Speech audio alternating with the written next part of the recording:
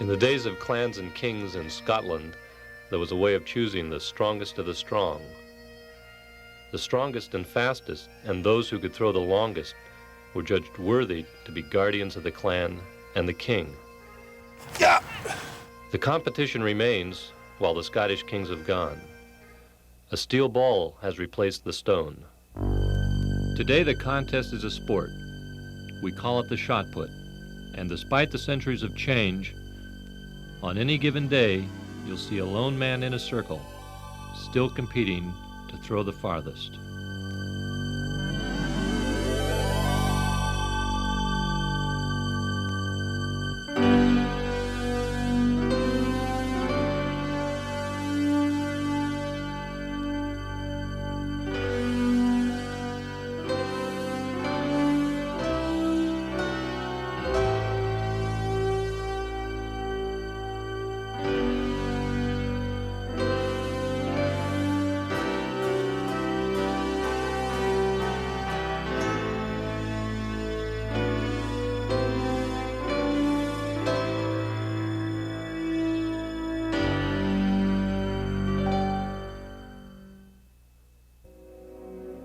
Rarely has shot putting had a thrower who has achieved more or had a longer career than Brian Oldfield. He's a man of contrasts. Loud, quiet, bearded, clean-shaven, long hair, short hair. But one consistent facet of Oldfield is the brilliance of his shot putting. He competed in the 1972 Munich Olympics. As a pro in 1975, he threw the 16-pound ball a distance of 75 feet before anyone else had even managed an outdoor throw of 72 feet. The amateur world record throw is still nearly a foot short of his. What he did is what others have been shooting for more than a decade. He is ranked among the top 10 Americans every year of the 80s, earning a #1 ranking 3 times. He set the American record of 72 feet, 9 3/4 inches in 1984. He's over 40 now. His knees are arthritic. On his throwing arm, a bicep permanently separated from the bone. In his spine, 3 compression fractures. Some doctors looking at his x-rays would say he shouldn't even be able to walk. But this is Brian Oldfield, and he is a champion. Brian may have the spirit of a champion, but he's also a free spirit.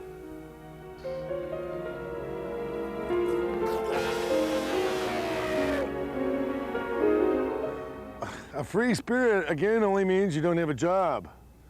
You know, John? That's free spirit, you know? That means nobody owns you. It's not a bad thing to be. You live longer. He has made the sport his life, a life he chooses to live his way. He's not the most careful technician. He has a way of fouling when he throws. No one can argue with the length of Brian's throws, but he'll throw long and foul, again and again. Brian explains it this way. I like to foul. It's a sign of independence. The rebel in me, all right? Why would I want to develop a demon of staying into the toe board? Early development, people develop hang-ups because they look down at the toe board or they worry about the foul and they miss the whole idea of the throw. There's a saying Brian likes to use. It goes, "No man is entirely worthless. He can always serve as a bad example." He makes a lot of mistakes, but he serves as an outstanding example in his chosen sport. But make no mistake, Brian Oldfield, the free spirit, is also the superb athlete. He's thought to have the most explosive throw of anyone in the sport. His other big attributes, he's strong and he's fast.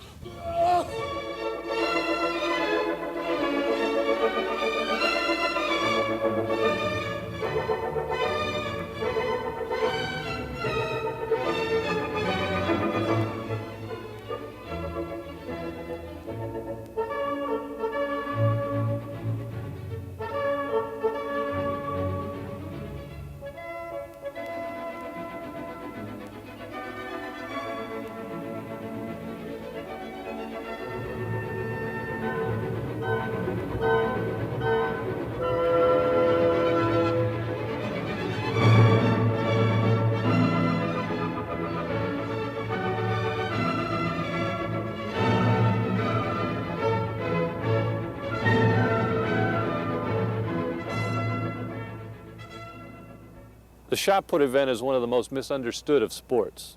Many people still believe it's the sport for the biggest guy around, the guy who can't compete at anything else. Not true. It takes strength and a lot more. Speed and coordination, grace and practice. A good basketball or volleyball player might make a good shot putter. And you'll see it's definitely not limited to the biggest guys around. What do you consider to be the basics in throwing the shot? What are the things that a young thrower ought to work on? Well, you have to work on throwing it. So you're gonna have to work on your concept. How am I gonna throw it? What's it gonna look like? So you look to other people to show the way. Use this arm, Babe Ruth style. Point to where you're gonna go with it, square off, and just keep this hand up until it's a rip, okay? Let's just try to see how much height we can get on this one.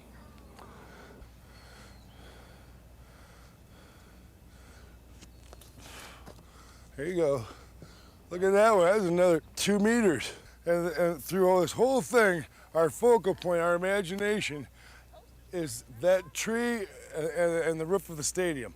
We're gonna come through here, we're turning, we're moving, and it's up and on that shelf, toward that tree on that shelf. If you carry the ball down in here, or bring the ball down in here before you throw, you might be lucky enough to reach it back at the last minute to throw. But if you're carrying it here, it's part of your spine and it's back, and it's already gonna go up. It's a leverage up. This way you're changing places with it. So we just want to step, turn, down the line, and turn that palm up through the middle. Knees knocked, palms up. Let the lower body act first. Hey, look at the height on that one. I'm a proponent of holding it back in here.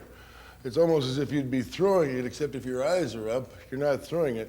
You're just putting it, it's a way to raise your cannon. You're not gonna get the trajectory.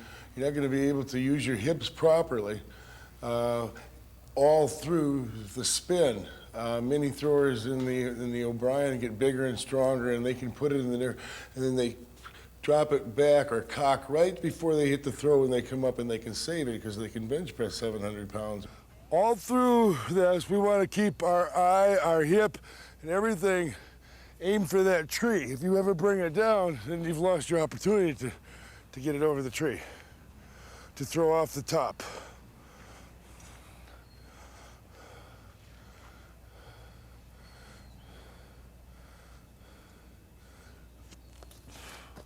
There you go. Look at that one, that's another 2 meters. That was locked right through here. Boom, and you came up through it.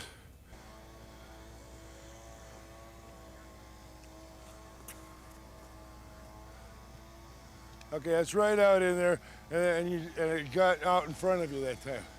So remember, if you can, the thing you want to visualize is, if you can keep this up here and keep it back and relaxed, is the hip penetration, okay?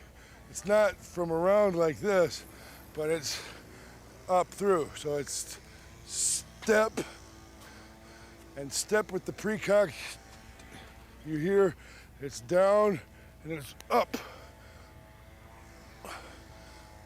And you want to make your hips send it, and this is almost, you're steering it. You always want to reach so that you're up and finish it as far and as high as you can reach up in there. As you accumulate. Nice reach, nice long arm. You got this down pretty good. You want to try it from a full spin? The first time I tried it, I fell down, and I waited a couple more years, and I tried it again, and I threw 71 feet 11 inches with it after just, my discus throwing had come up, so I was a little more accurate. And I thought that had an awful lot of potential if I just started with it and it's already equal to what I had been hitting. I knew the basic power position. I could throw 21 meters from any kind of a position. The challenge of the spin, I think, kept me in it. It's not really, I've never been able to break it down as a drill. It seems to be really three-dimensional and more of an art form. In the spin, or the Oldfield style, the footwork is exactly the same as in the discus.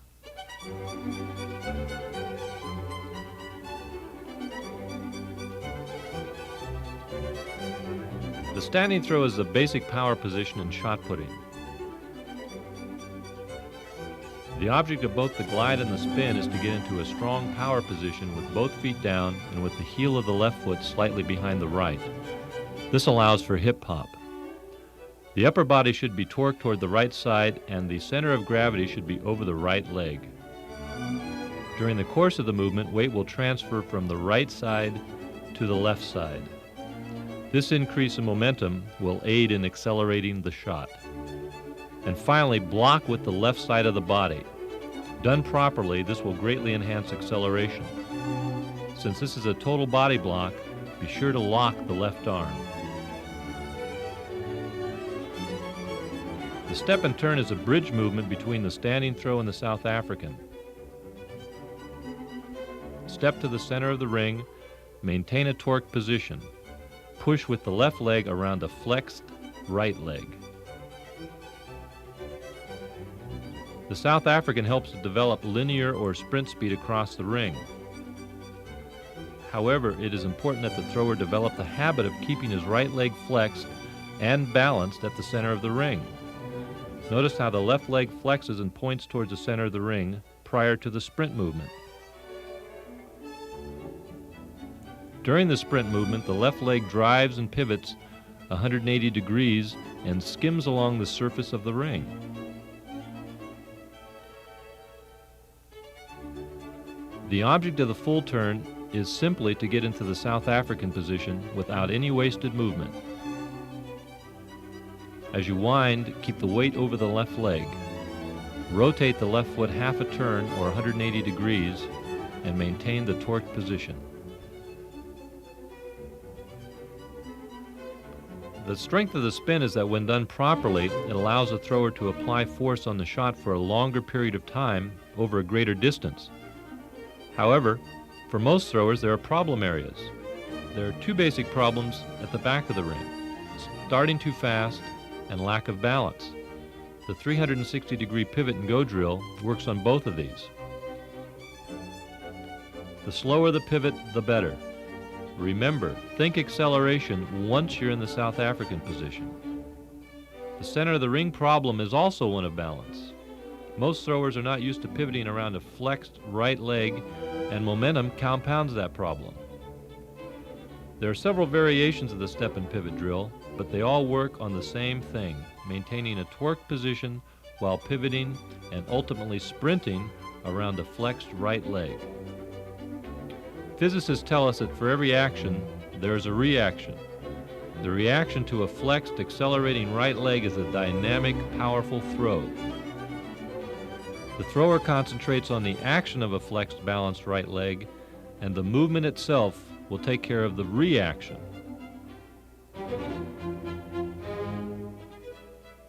When things don't seem to be going right forward, try the movement backwards.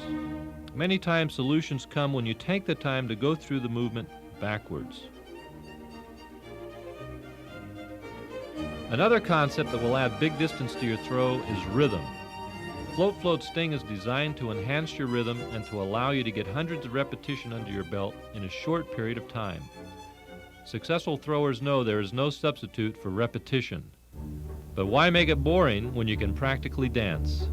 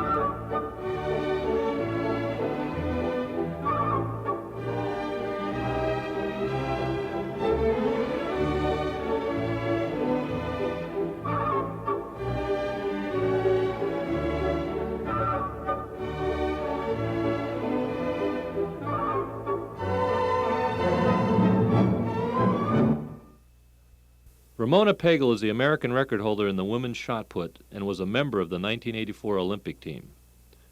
She is also one of America's best discus throwers, but she has opted to be a glider in the shot put.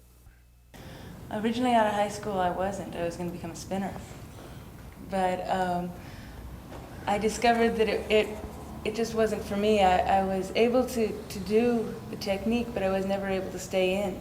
Some of the farthest throwers in the world, female, are non-reversers. We see that in the United States, the women have watched the men, and they've noticed that all the men reverse, so that the women must have to reverse, but it's not true. Lipiniak threw 73 feet without a reverse, so why do you have to reverse? True, she was much stronger, but I think she was also a very good athlete. Even though she didn't use the spin technique, she was still able to throw plenty far. All the women throwers are still using the basic, old, antiquated techniques and still are throwing far enough to hold world records. The traditional style of throwing, known as the O'Brien technique, is done this way. The standing throw for the glide is exactly the same as for the spin. Just remember, torque the upper body to the right, keep your weight over the right leg, and transfer the weight from the right side to the left side. And lastly, don't forget to block. Start with the left leg and move up the body all the way to the left arm. The Gummerson is a bridge movement between the standing throw and the glide. It adds a new concept, rhythm. Start in the standing throw position and step another foot toward the back of the ring. This will develop a nice stretch. Put your weight over the right leg and allow yourself to hop out of this position and into the power position. Turn your right foot 90 degrees toward the direction of the throw. Keep your upper body torqued until the right leg activates the throw. The key in the glide is to keep the body torqued throughout the movement across the ring and to keep the body weight over the right leg. Some throwers like to focus on an object 10 to 15 feet away from the ring. Ideally, the thrower will move to the power position with both feet landing at approximately the same time. There are two schools of thought on how to initiate the movement. One school says that you initiate the movement with an active left leg, while the other says you initiate with an active right leg. Try each one of these to see which one you prefer.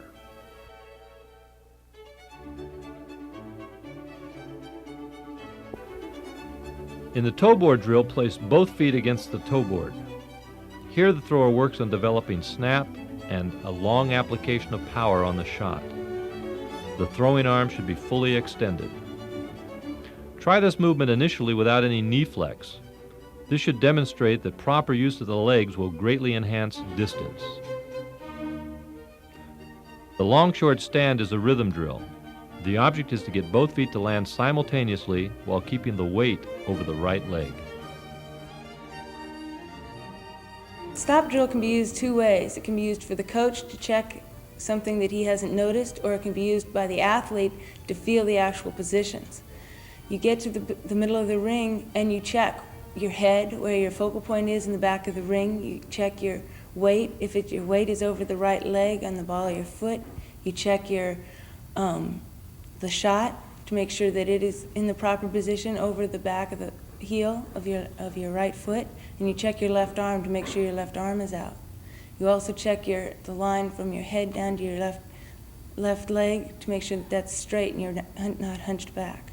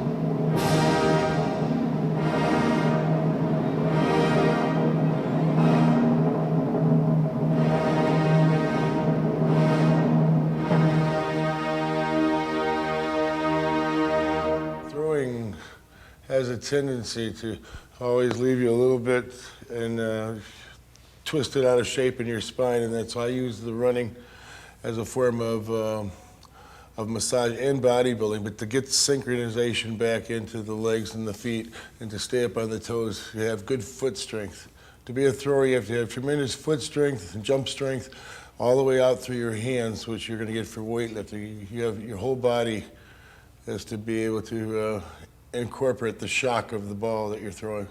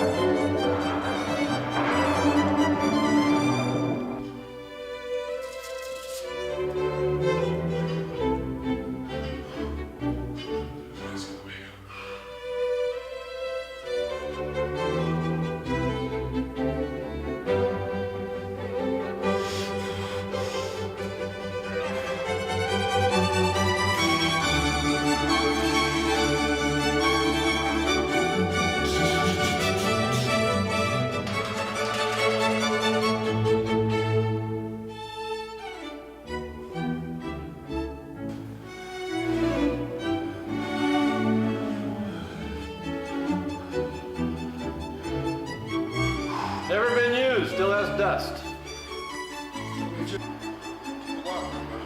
Like that left side, too.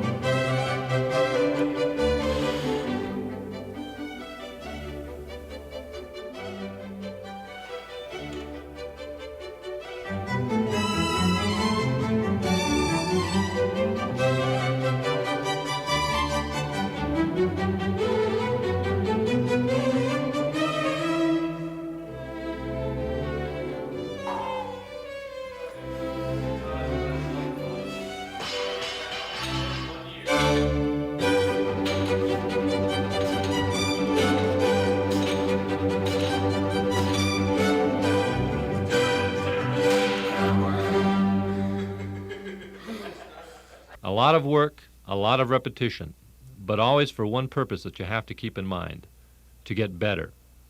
Have a goal and go after it. It may be something like going after your own personal record, or maybe even the world record. But having some goal in mind is a very important part of the game. The game? This is no game, it's war.